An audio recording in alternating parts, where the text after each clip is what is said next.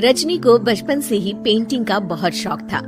वो हमेशा से ही पेंटर बनना चाहती थी, पर उसके माँ और पिताजी ने उसको कभी भी इस चीज के लिए सपोर्ट नहीं किया और उसकी शादी नीरव से हो गई। नीरव रजनी को बहुत प्यार करता था, पर रजनी हमेशा चुपचाप ही रहती।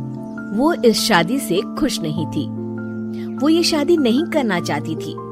उसे तो हमेशा से पेंटर जो बनना था। अपने इस सपने को वो नहीं पूरा कर पाई, इसलिए वो हमेशा उदास रहती थी। रजनी, बहुत ही बढ़िया फिल्म लगी है, कल देखने चले? नहीं जी, कल मुझे बहुत काम है, मैं नहीं जा पाऊंगी। अच्छा तो कोई बात नहीं, संडे को चलते हैं। देखिए, मुझे फिल्म देखना पसंद नहीं है। आपको जाना है तो चले जाइए। नीरव को मना करके रजनी वहाँ से चली जाती है और अपने बैग को खोलकर उसमें बंद पड़े ब्रश और कलर्स को देखकर रोने लगती है। रजनी, चलो ना कहीं बाहर खाने चलते हैं, कुछ तुम्हारी पसंद का।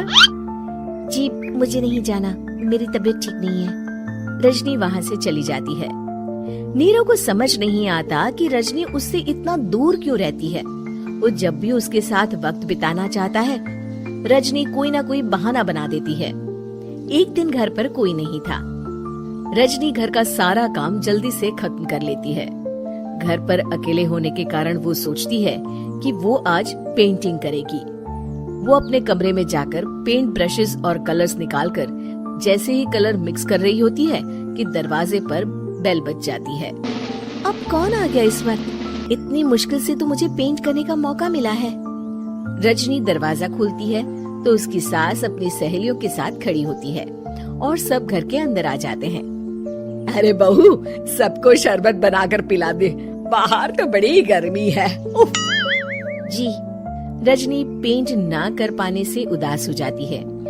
उसे गुस्सा भी आ रहा होता है कि उसने इस शादी के लिए हाँ क्यों कह दी। वो रसोई में जा रही होती है कि उसकी सास उसे रोकती है। बहू, सबके खाने का भी इंतजाम कर लेना, आज का लंच तो ये सब यहीं करेगी। हाँ। रजनी बिना कुछ कहे रसोई में चली जाती है। सबके लिए खाना बनाती है। सब खाना खाते हैं और रजनी घड़ी देखती है कि ये सब कब जाएंगे ताकि वो अपनी पेंटिंग कर सके। जब शाम होती है तब सब चले जाते हैं अपने घर। अरे बहू, सब तेरे खाने की तो बहुत तारीफ कर रहे थे, सबको बहुत अच्छा लगा खाना। आपको मुझे सुबह बताना चाहिए था ना कि आपकी सहेलियां आ रही हैं। पता भी है कितना वक्त लगा सारा खाना बनाने में। अरे बहू, तू ऐसे कैसे बात कर रही है मुझसे? तो और कैसे बात करूं? मैं इस घर की कोई नौकरानी नहीं हूँ कि इतना काम करूंगी। रजनी अपने कमरे में जाकर दरवाजा बंद कर लेती है। शाम को जब नीरव आता है तो उसकी माँ उसे पूरी घटना के बारे में बताती है। क्या रजनी ने आपसे इस तरह बात की माँ? हाँ, और पता नहीं उसे क्या हो गया है, शाम से बाहर भी नहीं आई है। मैंने तो कई बार आवाज दी, खाना भी नहीं खाया उसने। तू ही बात करके देख ले बेटा। नीरव अपने कमरे का दरवाजा खटखटाता है। रजनी, दरवाजा खोलो, मैं हूँ। रजनी दरवाजा खोलती है और फिर वापस जाकर अपने बिस्तर पर लेट जाती है। रजनी, माँ से बात करने का ये क्या तरीका है? मैंने कोई गलत बात नहीं की है। अरे तुम क्यों ऐसे बर्ताव कर रही हो सबके साथ? क्या तुम इस शादी से खुश नहीं हो? रजनी कुछ नहीं बोलती। अरे बताओ मुझे रजनी, क्या ये शादी तुम्हारी मर्जी के खिलाफ हुई है? हाँ, मैं ये शादी कभी नहीं करना चाहती थी। तुमसे क्या, मैं किसी से भी शादी नहीं करना चाहती थी। रजनी रोने लगती है। चुप हो जाओ रजनी, बताओ मुझे, तुम क्यों नहीं करना चाहती थी शादी?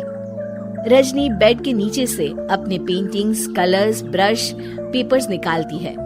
इतने में उसकी सास भी कमरे में आ जाती है। ये देख रहे हो, ये थे मेरे सपने।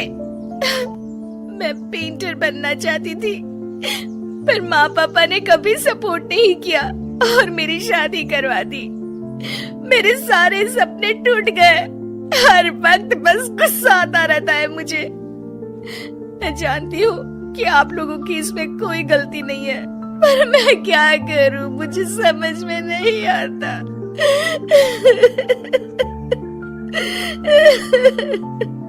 रजनी फूट फूट कर रोने लगती है।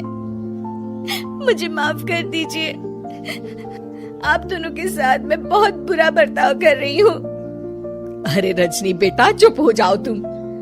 नीरव पानी लेकर आता है। ये लो पानी पियो और शांत हो जाओ। रजनी पानी पीती है और उसकी सास पेंटिंग्स देख रही होती है। अरे नीरव, हमें तो पता ही नहीं था कि हमारी बहू कलाकार है। अरे कितनी अच्छी पेंटिंग्स बनाई है, देखो तो। ये वाली तो मैं अपने कमरे में ले जाऊंगी। आपको ये पेंटिंग्स अच्छी लगी? अच्छी नहीं, बहुत अच्छी लगी। और तुमने हमें बताया क्यों नहीं? तुम जब चाहे पेंटिंग कर सकती हो रजनी। हम तुम्हारे सपनों को पूरा करने में तुम्हारा पूरा साथ देंगे। हाँ बेटा, हम कला की कद्र करते हैं। हम कलाकार तो नहीं, पर मुझे गर्व है कि मेरी बहू एक कलाकार है। रजनी, नीरव और सास तीनों हंस पड़ते हैं।